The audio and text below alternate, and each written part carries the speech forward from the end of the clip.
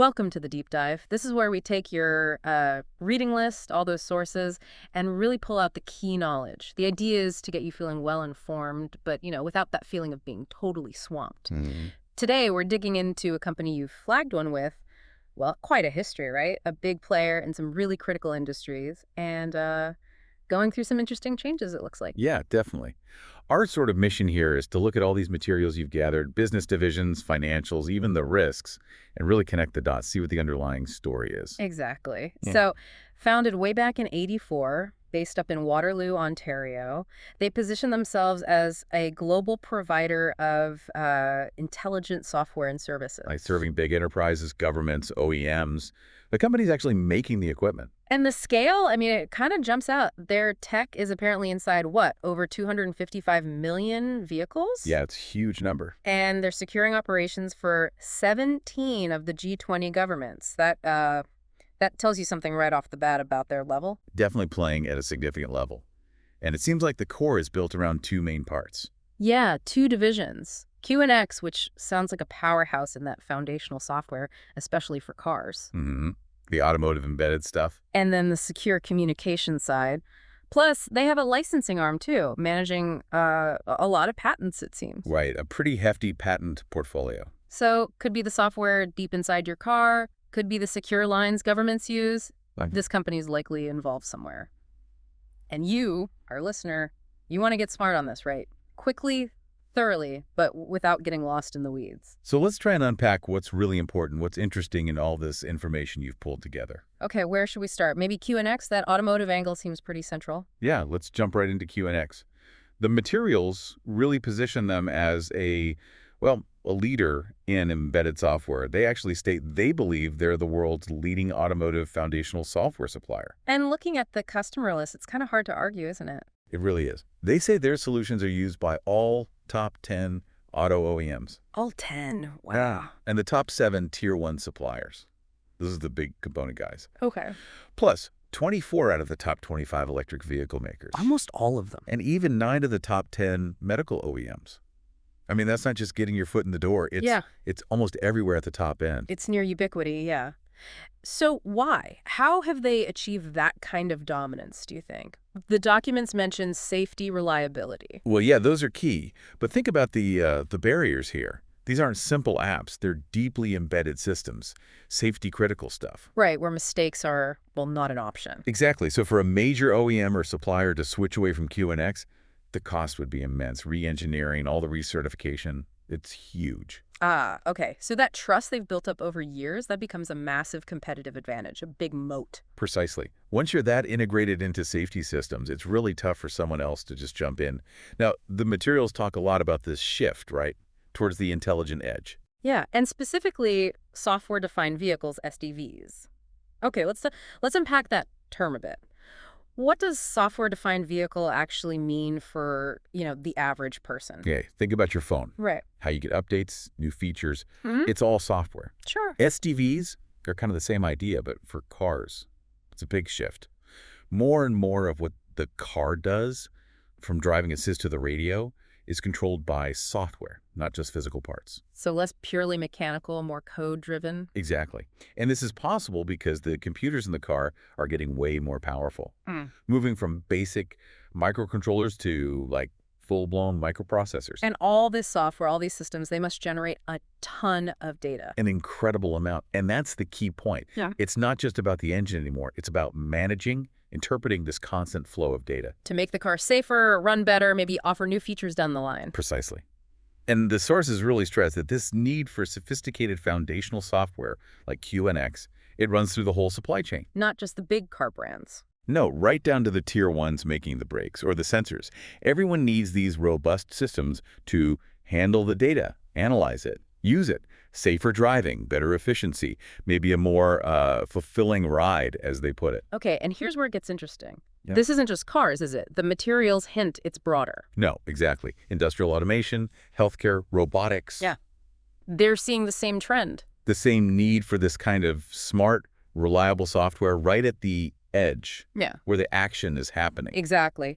Automotive is maybe the most visible example right now. But that underlying need, high-performance, safe, secure, foundational software that works reliably right there, close to the sensors and actuators, it's cropping up everywhere. And as things get more complex, more connected, The demands just keep increasing.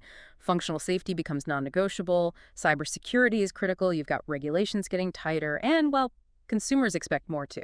so what exactly is QNX offering to meet these, frankly, pretty demanding needs? Well, they have a whole suite of what they call safety-certified, secure, reliable platform solutions. The main ones mentioned are the BlackBerry QNX real-time operating system. Okay. A specialized OS. Yeah, and the QNX hypervisor for safety, and the QNX software development platform SDP. These sound pretty technical. What's the big deal about them, especially for safety stuff? Okay, the real-time OS, the RTOS, is built for what's called deterministic behavior. Yeah. That means it responds predictably, within set time limits, crucial for safety. Right. You can't have your braking system lagging. Not at all. And it's pre-certified to meet tough safety standards like Yeah. ISO 26262. The hypervisor is really smart tech. Think of it like creating separate, secure virtual ROMs on one computer chip. Okay. Like partitioning it. Exactly. So your fun infotainment system can run in one room, and your critical braking controls run in another, completely isolated. If the infotainment crashes... It doesn't take down the brakes. Precisely. A huge safety feature. And overall, these tools are designed to speed up development for the car makers and, make it less painful to comply with all those complex safety rules. So it's the software, but also the ecosystem around it, helping them meet the regulations. I saw they mention engineering consulting, too. Right. That underscores it. They're not just selling code, they're selling expertise to help OEMs navigate this stuff, get products out safely on time. And how does this compare to, say, Linux? The materials mention Linux open source as competition. A very different model. Linux is flexible, sure, widely used in many areas. Okay. But QNX offers that pre-certification, that specific safety pedigree built over decades just for these demanding embedded uses. So if they want to stay ahead of open source, what's the game plan? What's their strategy? It seems to be about constant innovation at the edge, doubling down on safety and security, and, critically, making life easier for the software developers using their platform. Less friction for developers. Yeah, and they mentioned a cloud-first embedded development strategy. That suggests moving towards more modern, cloud-based tools to streamline how this software gets built and tested. They've had recent product announcements supporting this. And the adoption numbers, they seem to back up that this approach is working. They really do. They're in production or development for the cockpit systems, the dashboard displays and controls, in 16 of the top 20 global OEMs. Wow, that's huge. And for ADS, the advanced driver assistance systems like adaptive cruise control, lane keeping, Yeah. they're in systems covering over 80% of global light passenger vehicle volumes. And maybe the most impressive stat, Go on. they claim they're in 100% of all internationally approved commercial level 3 highly automated driving vendors. 100% of the approved level 3 systems. That's what the material says. That's a pretty dominant spot in the really cutting-edge autonomous driving space. What does that signal for the future then? It suggests that as cars get smarter, more autonomous, that focus QNX has on safety and reliability is a massive advantage. They're already deeply embedded where it counts most. And it looks like they're making strategic partnerships too. Yeah, definitely. Teaming up with Microsoft to get their development platform SDP 8.0 onto the Azure cloud, that makes it easier for more developers to access and use their tools. Smart move. Opens it up. And partnering with ETS for sales and marketing in the SDV space just expands their reach. And that Fernride example, using QNX for autonomous terminal tractors. Right. It shows the trust extends beyond just passenger cars into other demanding autonomous applications, like logistics. Okay, fascinating stuff on QNX. Let's pivot now. The Secure Communications Division feels like a different world, but maybe just as critical. Absolutely. If QNX is about safety and control at the edge, secure communications is, well, squarely focused on protecting information itself. Voice, messages, data. It's operating in that broader security software market. And the need for this, it's pretty obvious these days, sadly. Unfortunately, yes. The documents point to escalating cyber attacks. They even mention a specific group, Salt Typhoon, as an example of these sophisticated threats. Right. Then you've got ongoing digital transformation, putting more data online, more remote and mobile workers. Yeah, the attack surface just keeps growing. And on top of that, this complex web of privacy laws, data protection regulations globally, all of that fuels demand for really robust secure communication. So it's not just about, stopping hackers, it's also compliance and fundamental trust in communications. Who are the main customers here? The sources really highlight governments, military organizations, and also enterprises. Basically, anyone operating where keeping information confidential, ensuring its integrity, and just making sure it's available are absolutely critical. National security type stuff, classified data. For governments, yes. For businesses, it's more about protecting valuable IP, financial data, customer PII, personally identifiable information, secure calls, secure messages, secure conferencing. It's foundational. And BlackBerry offers specific products for this. They do. The three main ones that come up in the materials are BlackBerry UEM, BlackBerry SecuSUITE, and BlackBerry AtHoc. Okay, let's break those down. UEM, Unified Endpoint Management. That sounds like device management, right? Phones, laptops. That's exactly it. BlackBerry UEM is designed for organizations to manage and secure all the devices connecting to their network phones, tablets, laptops, you name it. It uses something called a containerized approach. Containerized, like putting a secure bubble around work stuff on your phone. Pretty much, yeah. Yeah. Creates a secure, isolated workspace on the device. Keeps corporate data and apps separate from personal stuff. And UEM manages the whole lifecycle, the device, the apps, user identity, content, security policies across different operating systems like iOS, Android, Windows, Mac. And helps with compliance, too. Yes, includes tools for that. And within UEM, they mentioned BlackBerry Dynamics. That's the platform for building secure apps inside that container. BlackBerry Workspaces for secure file sharing, and BBM Enterprise for secure messaging. Sounds comprehensive. How does it stack up in terms of, official security cred? Pretty well, it seems. It's got NIAP certification. It's a big deal for government use, and it's on the U.S. Department of Defense approved product list. So government-grade security. Exactly. Now, it's a competitive space, lots of other MDM and UEM providers out there, but it's worth noting they were named a 2024 Gartner Peer Insights Customer's Choice for UEM tools. They landed in that upper right quadrant, which usually signals high customer satisfaction and strong capabilities. Okay, so UEM is the broad device and data management piece. What about SecuSUITE? That sounds more specific. It is very specialized. Oh, yeah. SecuSUITE is focused purely on ultra-secure voice calls and text messaging.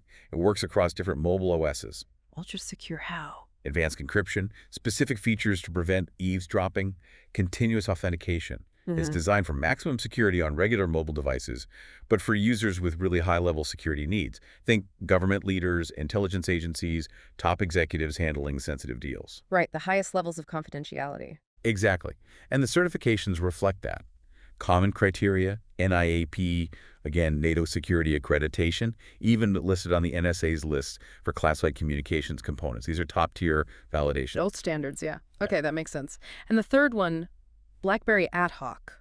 Sounds different again. It is. AtHoc is about critical event management, crisis communication. Ah, like emergency alerts, coordinating responses. Precisely. It's a secure network platform for getting critical information out quickly and reliably during emergencies. Could be a natural disaster, a security incident, anything. It connects to all sorts of endpoints, desktop pop-ups, mobile alerts, PA systems. So mass notification. Mass notification, yes, but also things like tracking personnel accountability, making sure people are safe, and allowing secure two-way information sharing so responders understand the situation on the ground. Which seems increasingly vital, right? With climate events, geopolitical stuff, supply chain issues. Absolutely. Hmm. Preparedness and effective, secure communication during a crisis are more critical than ever. And AtHoc has its own set of credentials. It does. It's FedRAMP certified, which is key for use by U.S. federal agencies.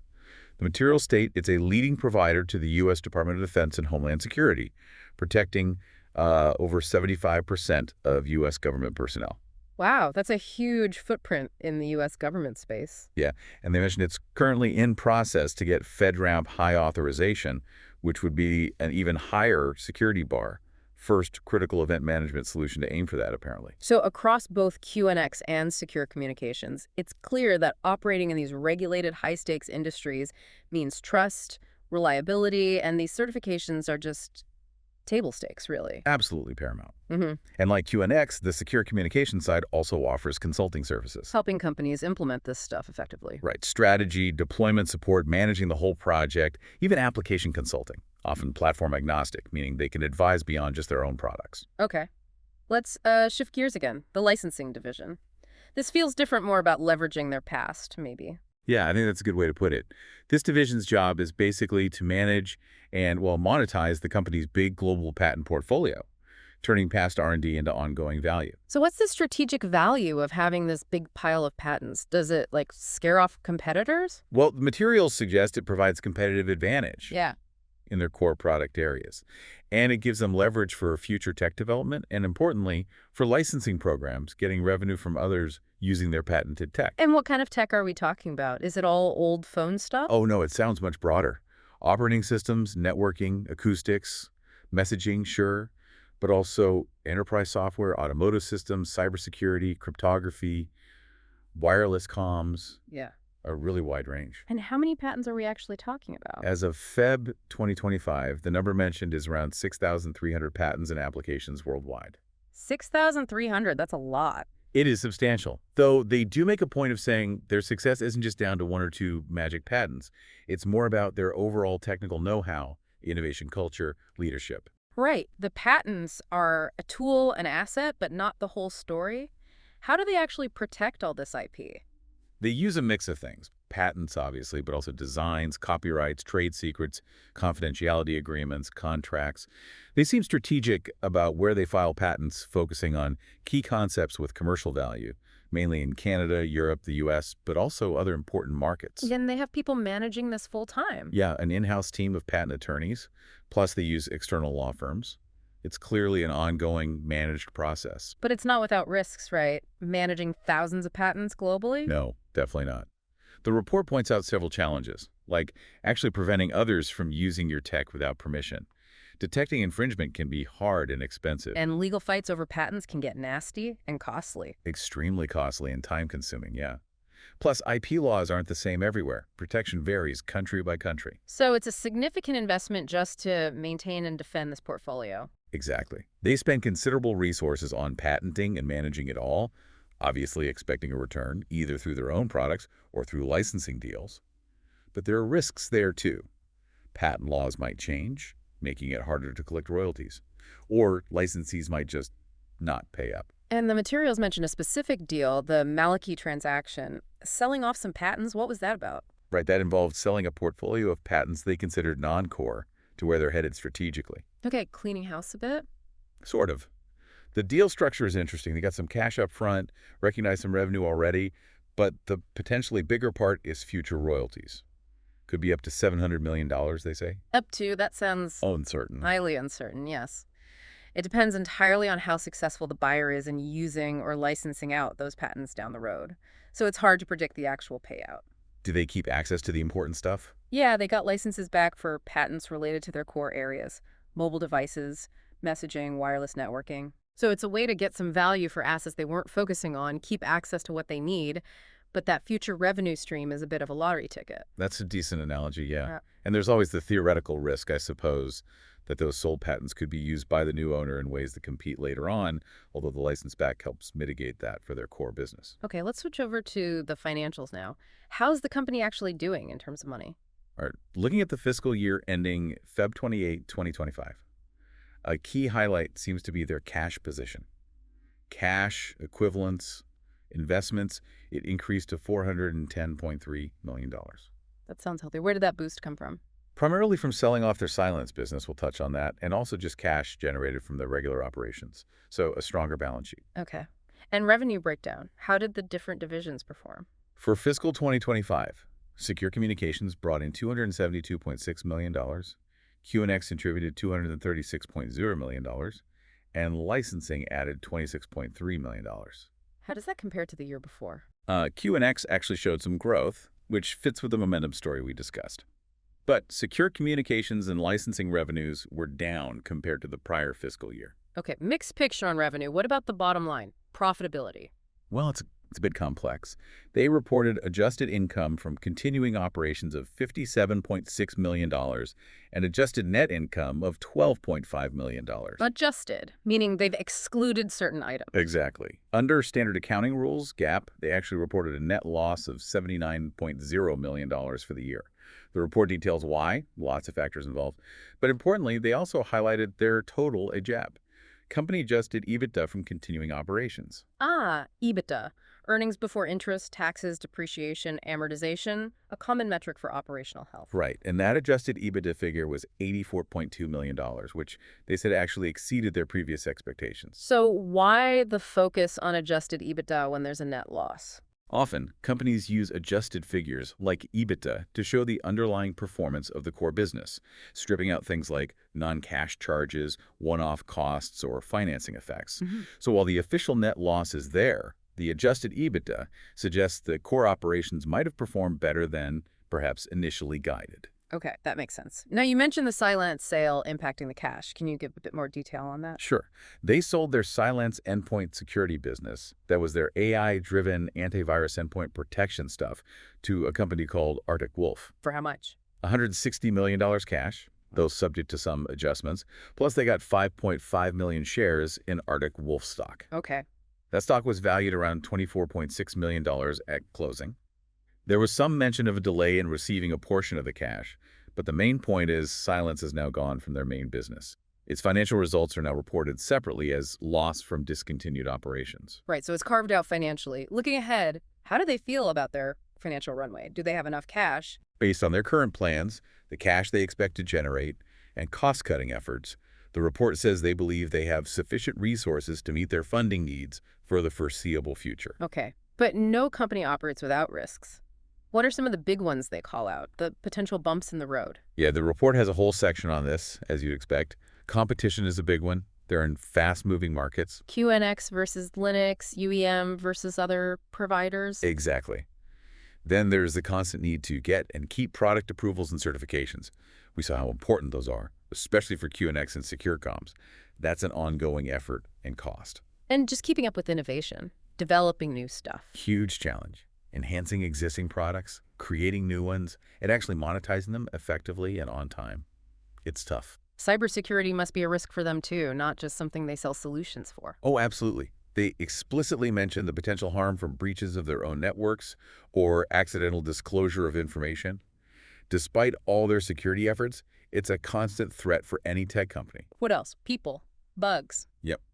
Attracting and retaining skilled people in competitive tech markets is crucial. And the risk of design defects, software bugs, or security vulnerabilities popping up in their complex products, that's always there. And just keeping the lights on, network disruptions. That's mentioned too. Potential for significant negative impact from network outages or other business interruptions. Protecting their IP, as we discussed, and the risk of others claiming they infringe patents. Right, the flip side of the patent coin. Yeah. They also mentioned their existing debt load, which could limit flexibility. Risks from operating internationally, currency swings, different regulations, even potential impacts from climate events on infrastructure. And finally, the stock price itself. Right. They note that broad market and industry factors can affect their stock price, sometimes independently of how the actual business is doing day to day. So yeah, a complex landscape with plenty of things to watch out for. Now, we also had those external insights, the GeminiPower.txt notes. What did they add to the picture? They offered an interesting take on a couple of strengths. First, the BlackBerry brand itself. Ah, yes, the brand. Strong history, but maybe. Mixed perceptions now. That's pretty much what the analysis suggested. It still has real weight, especially in enterprise and government, linked to that legacy of security and reliability.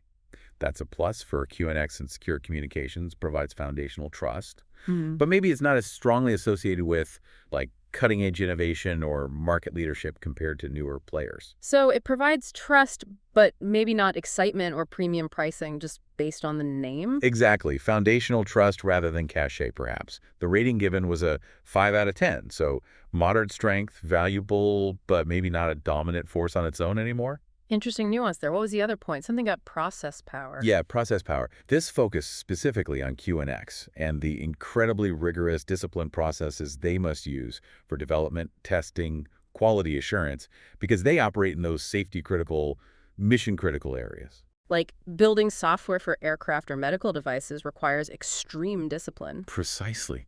The analysis argues these processes are really well-defined, hard for others to copy, and are fundamental to the reliability customers choose them for. This creates switching costs, too. So it's the hidden machinery behind the reliability. Exactly. That deep-seated discipline in how they build things.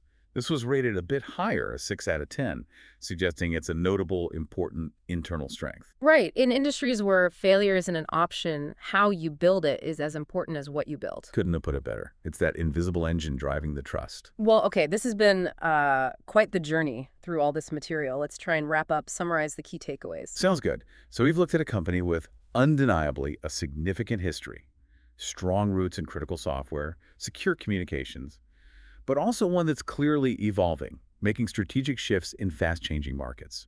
Yeah, the QNX division really stands out, doesn't it? That dominant position in automotive, other embedded systems, built on safety and reliability. Definitely. Then you have the secure communication side, tackling really vital needs in a world full of digital threats. And that big patent portfolio, both an asset and something that needs careful management. Right. It all paints a picture, I think, that's much richer, more detailed than just reading news headlines. Yeah. We've tried to give you, the listener, a condensed but hopefully quite thorough overview: operations, financials, strategy, risks. So, thinking about all this, what are the implications for you to consider? How does that strong foothold in safety-critical areas position them for what's next, especially with everything becoming more software-driven? And what are the big hurdles? Staying competitive, You- driving growth across these different businesses. How does that brand perception need to evolve, maybe, to match their technological strengths? Good questions. We definitely encourage you to go back to the sources, maybe dig deeper into the bits that caught your attention. Think about where this company might be headed, given everything we've unpacked. And maybe one final thought to leave you with.